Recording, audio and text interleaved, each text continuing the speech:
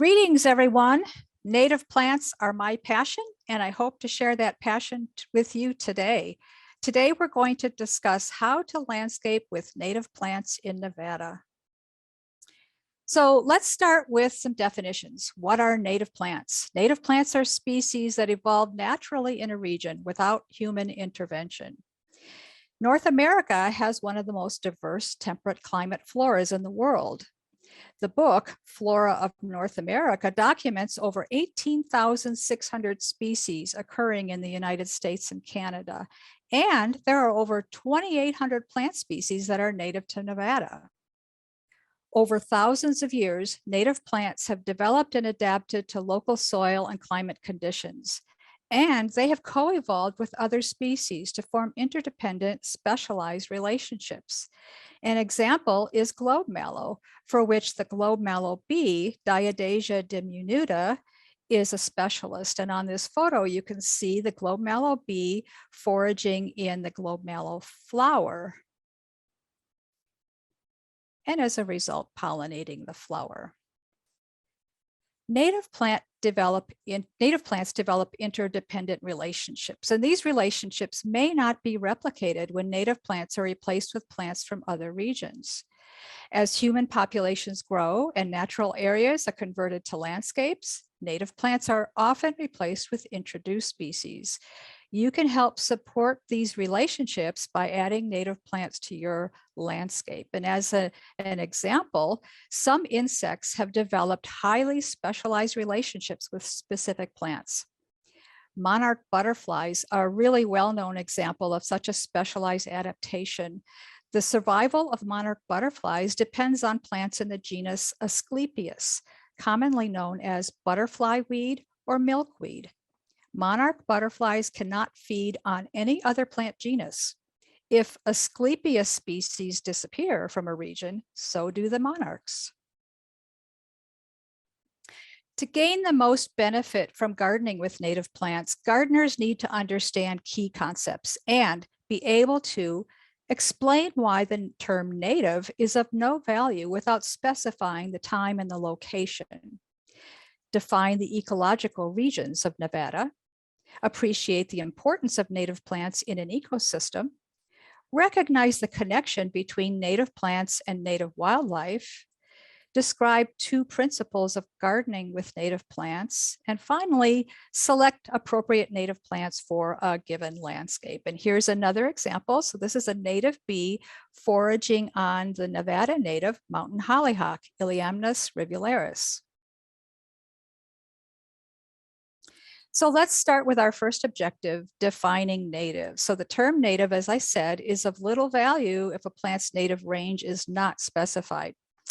You know that, of course, every plant species is native somewhere, and a plant's native range is the area in which it occurs naturally and has formed interdependent relationships with other species. So as an example, plants native to the East Coast of the US are unlikely to grow well or support wildlife when planted on the West Coast. So in defining the native range, we often use political boundaries like state lines or county lines. But that doesn't always work because native plants don't always obey those boundaries. So we use the USDA plants database, which is a free online tool that documents the range of native plants at the state and county level. And you can find out if a plant is native to your state or to your county or to your region by visiting this website. It's plants.usda.gov, and it's at the bottom right of this slide.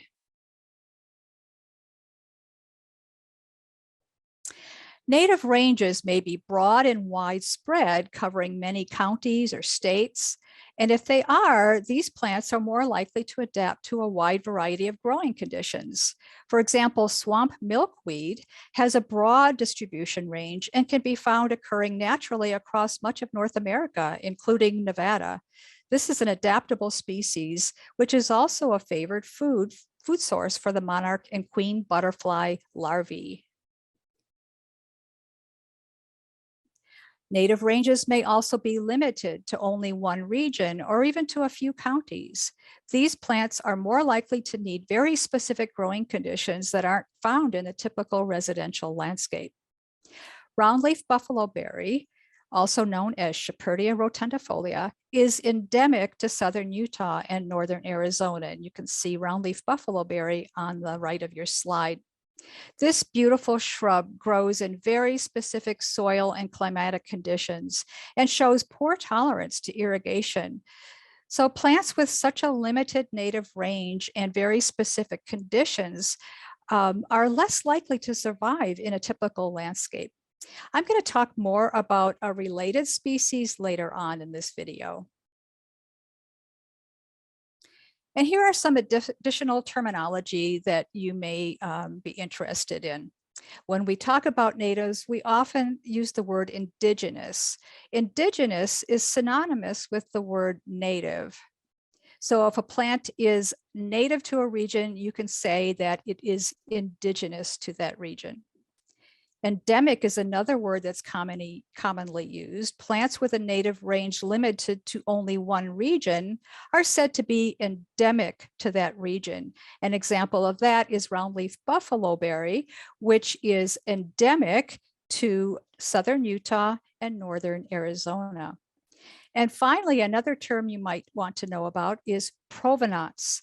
So this is a location within a plant's native range where the propagation materials were collected. And in the case of roundleaf buffalo berry, on this slide, you can see the 6 spots in the southern part of Utah where the propagules were collected for a study of this particular species. Now let's talk about naturalized plants. Not all plants found growing in natural areas are native. If they're well adapted to a region, some introduced plants are able to reproduce and maintain populations beyond their native range. These introduced plants are referred to as naturalized. An example is Queen Anne's lace, which is a naturalized plant that was actually originally introduced from Europe. Sometimes we use the term wildflower to describe native plants, but many people also refer to naturalized plants as wildflowers. So it's kind of a misleading term. Even though those plants are not indigenous to the region, they're called wildflowers. Wildflower plantings and seed mixes often include species from other parts of the country or even other parts of the world. So be very careful when you see the term wildflower used. It's not really associated or necessarily equal to the term native plant. Invasive plants are introduced species that invade natural areas and damage native ecosystems. These plants are very adaptable, aggressive, and have high reproductive capacity. And they lack natural enemies that help limit their spread in their native region, so they can take over rather quickly. Fortunately, only a small percentage of introduced plants become invasive, but when they do, they cause significant environmental damage. Rampant, uncontrolled population growth of invasive plants, like cheatgrass, shown on this slide, can threaten the health of humans, livestock, wildlife, and ecosystems because of their extreme flammability during the wildfire season. So you want to avoid planting native species that are known to be invasive in your region or adjacent regions. And you want to identify and remove invasive plant species from your property. If you want to know more about invasive plant species, visit the USDA National Invasive Species Information Center at the web address on this slide to learn more about them. On this slide, you'll also see a photograph of salt cedar. Many invasive plants in the United States were introduced originally for agricultural or ornamental use, and introduced plants are most likely to become invasive in regions with soil and climate conditions similar to those of their native habitat. One of the most important things you can do as a gardener to protect your local ecosystem is to identify and remove invasive plants from your property and avoid planting species that have a high potential to become invasive. Salt cedar is a particular problem, and even though when seen from a distance, it can be quite beautiful, it does a lot of damage to the ecosystem. It lowers the water table and creates large deposits of salt in the soil, which prevents any other plant species from growing near it and allows it to take over that region. Our second objective is to look at ecological regions and see how these defined regions can help us select the most appropriate native plants for our landscape. While political boundaries are often used to define a plant's native range, they don't always indicate the climatic or the geological conditions where plants occur or are likely to survive. So next, we're going to discuss the ecological regions that define Nevada's climate.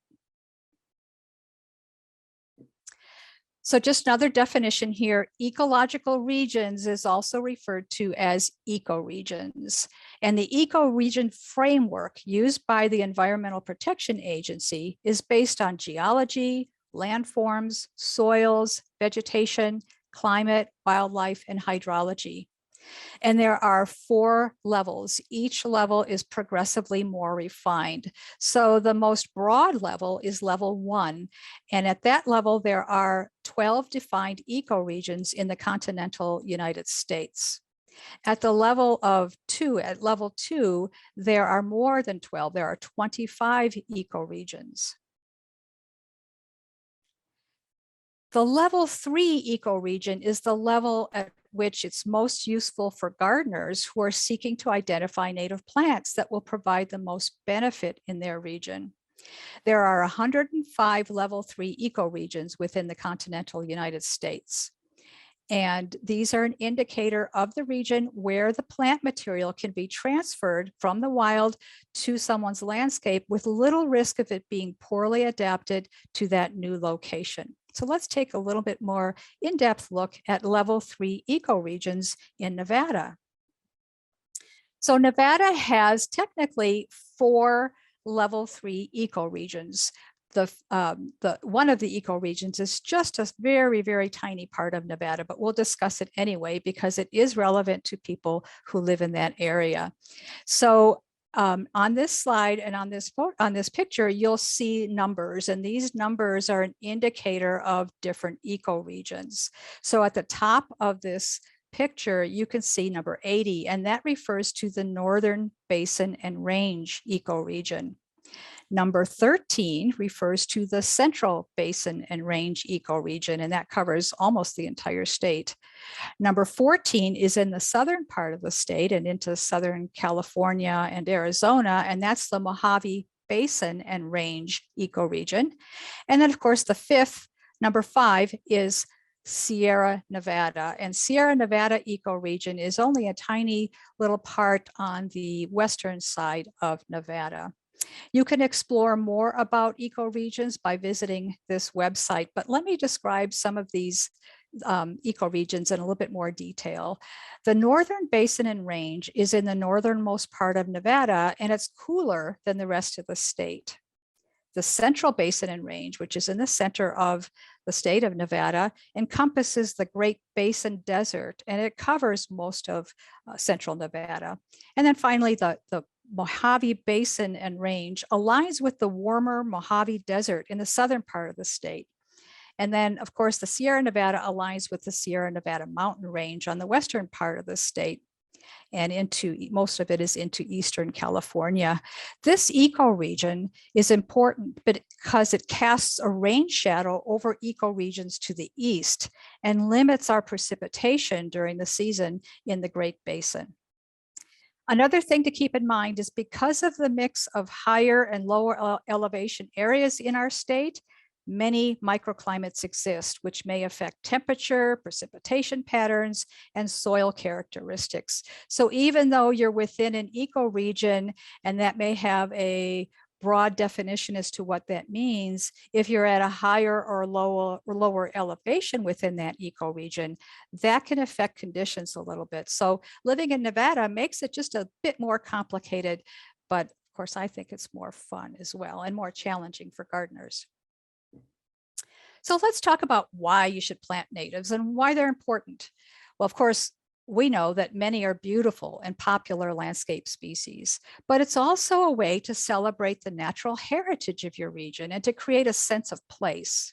And of course, it will support wildlife and ecosystem services in your region. And a good example is of a native plant that provides many benefits to our region is mallow-leaf ninebark, Physocarpus malvaceus. It's one of the most ornamentally appealing of the mountain shrubs, with orange peeling bark that provides a really nice contrast in the landscape. And of course, you can see the native bee that's on the flower. So obviously, one of the things this plant does is it attracts and supports pollinators. Our third objective then is to look at some of these ecosystem services that are provided by inclusion of native plants in our landscapes. Ecosystems sustain natural processes that support life. These services include pollination, soil generation, balancing pest and beneficial species, and erosion prevention in foothills and mountain areas. And a good example is the squash bee, which is indigenous to what is now central Mexico and the southwestern United States. I don't know if you know, but squash bees are specialists collecting pollen solely from the flowers of plants in the genus Cucurbita, plants like squash, zucchini, and pumpkins. Our residential landscapes are part of the local ecosystem. A lot of people don't think of it that way, but it is true. So what you do in your landscape may help or harm local ecosystems and the services they are able to provide. This photograph shows a landscape that features a diverse mix of plants, including natives that are adapted to the growing conditions and can help support local ecosystems. So let's talk about the role of plants in providing these services. Plants play many roles in a healthy ecosystem, including, as I mentioned, protecting the soil from erosion, cycling nutrients and water, and purifying the air and water. All plants in a landscape may support these functions, but native plants are particularly adapted to be able to do so in a way that's helpful. Here's a photograph showing plants growing along a shoreline, which protects the soil from erosion and filters nutrients that might otherwise run into those waterways and create problems for that particular body of water. We have a similar problem up at Lake Tahoe, and keeping that water clean and clear is really very critical. So our fourth objective then is to look at native plants and how they play a role in attracting and maintaining our wildlife. The most critical role plants play in ecosystems is forming the foundation of what we call a food web. A quote by Doug Tallamy from his book, Bringing Nature Home: "A plant that has fed nothing has not done its job," is a really good explanation of what plants do and why they're so critical. And on this slide, you'll see an example. So these are leaf-feeding insects. These monarch butterfly caterpillars are most likely to specialize on a narrow range of plants as their food source. A lot of times gardeners are reluctant to intentionally select plants for insects to feed on, but native plants and native insects evolve together, and established native plants can withstand the minor injury these insects cause. Researchers have concluded that gardeners don't even notice the damage until insects injure up to 10% of a plant's foliage. So a few nibbled leaves are not likely to detract from the landscape's appearance. In a balanced ecosystem, species further up the food chain eat these plant-feeding insects before those insects can cause serious harm. So you'll want to maintain that food web. And let's talk about food web a little bit. So Plants are the foundation of food webs, and you can see that on this slide. It shows you a picture. The base of this triangle is plants, and again, that is in recognition of their foundation to the whole concept of food webs. Plants harvest the sun's energy through photosynthesis, and they convert it into a form that animals can use. And so that energy, as organisms further up the food chain, they take that energy and move it up the food chain. So insects and other herbivores eat plants, and those then are in turn eaten by animals. All species higher up the food web rely on plants to survive. So the food web is a really important concept to help you understand how living organisms within an ecosystem connect. The role of native plants. So plants that are native to a region are more likely to support native insects due to their shared evolutionary history. If plants native to an area are replaced by plants from other regions, native insects and the species that rely upon them may not be able to persist in that area. So it's important to include some native plants in landscapes. And here's a photograph of a mountain bluebird, Cialis coracoides, which is the Nevada state bird. It lives in the Nevada high country and forages on many harmful insects. Almost all terrestrial birds raise their nestlings on caterpillars foraged from native trees and shrubs. And so as this bird feeds on those insects, it's feeding those or forages for those insects, it's taking those insects to feed its nestlings. So it's really critical for the survival of the birds. So let's talk about the role of residential landscapes in a little bit more detail.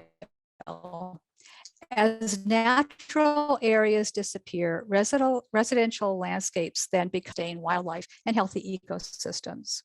So in this photograph, you see a turf-dominated landscape. Turf-dominated landscapes that lack diverse plantings are unlikely to support pollinators, birds, and other wildlife. And so one of the messages is that you'll want to reduce the amount of turf grass and put in more diverse plantings in order to create a better habitat for wildlife. And of course, when you reduce the amount of turf grass or even eliminate it, if you'd like, you are also conserving landscape water, which is a good thing too in Nevada. So what's the role of gardeners in this process? And the gardeners play an important role by adding native plants to their landscapes and gardens. And by doing this, you can help restore food sources and provide habitat for wildlife that is native to your region. You also create opportunities to interact with birds, butterflies, pollinators, and other species in your own yard. And of course, here's showy daisy, which is native to Nevada, and it's got a pollinator sitting on its flower.